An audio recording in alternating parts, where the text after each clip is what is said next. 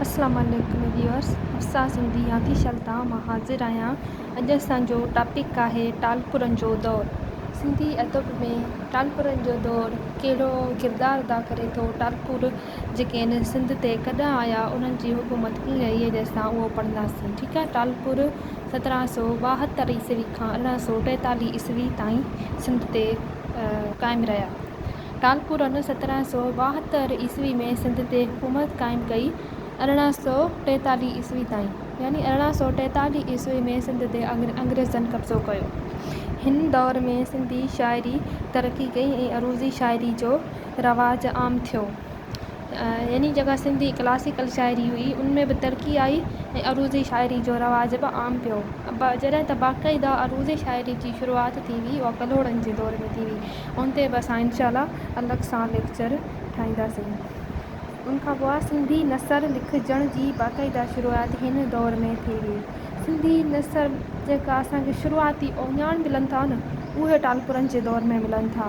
जॾहिं त सिंधी नसर बाक़ाइदा तरक़ी कई आहे, उहो अंग्रेज़नि जो दौरु हो। छाकाणि त अंग्रेज़नि जे दौर में नयूं सिनफ़ूं राइज थियूं।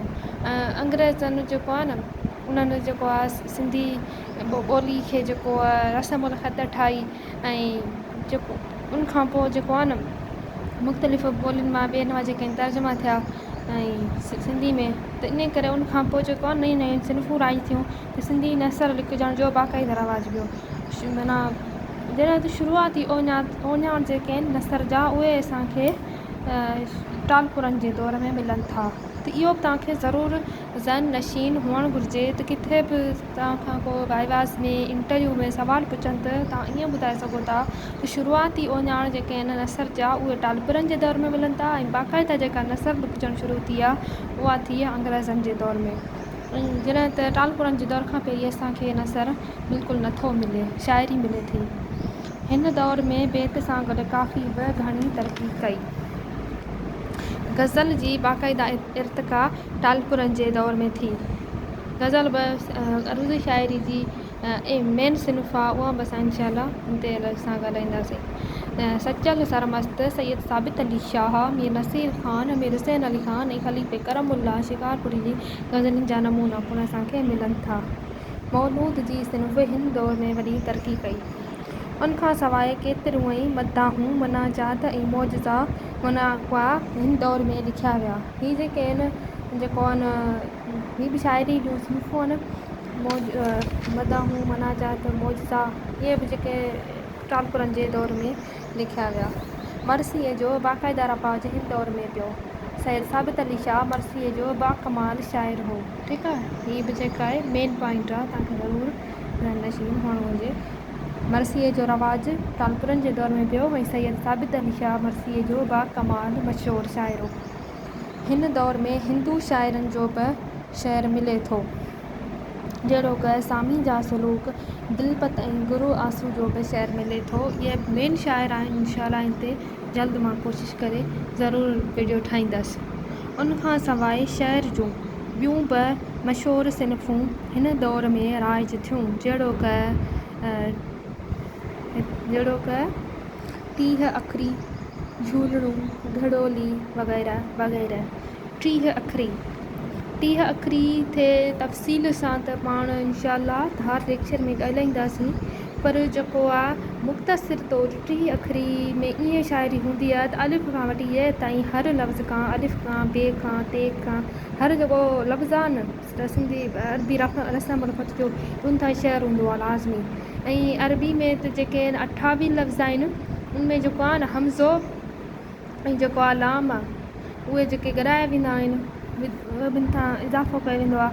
ऐं 30 अखरी, ठीकु आहे न, पर कंहिंमें 28 बि थियनि था, कंहिंमें 30 बि थियनि था, कंहिंमें कुझु घटि बि थियनि था। मशहूरु जेके 30 अखरियूं असांखे मिलनि थियूं, अमन वाला जी बि आहे, जेको आहे दोल दरिया ख़ान जी बि आहे। 30 अखरी असांखे मिले थी क्लासिकल शाइरी में। 30 अखरी खे जेको आहे न फ़ारसी में चइबो आहे से हरफ़ी चइबो आहे 30 अखरी खे।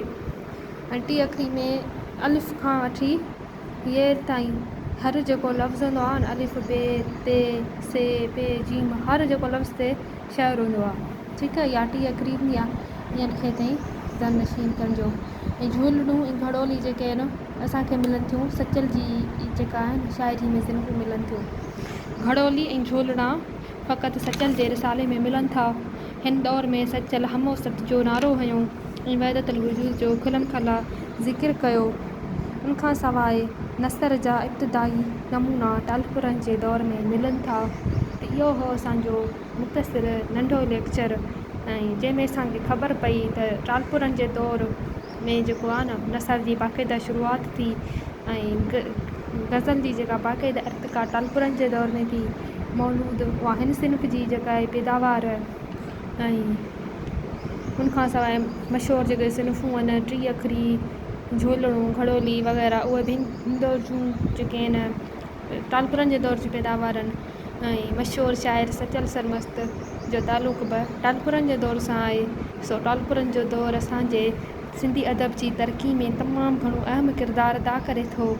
टालपुर जेके आहिनि निज सिंधी हुक्मरान आहे ॾेई हुक्मरान आहे ऐं तक़रीबन जेको आहे 1772 खां 1843 ईस्वी ताईं सिंध ते हुकूमत कयाऊं। उनखां पोइ जेके अंग्रेज़ काबिज़ थिया सिंध ते त सो मुख़्तसिर असांखे मेन पॉइंटूं काफ़ी सम्झ में अची वियूं हूंदियूं।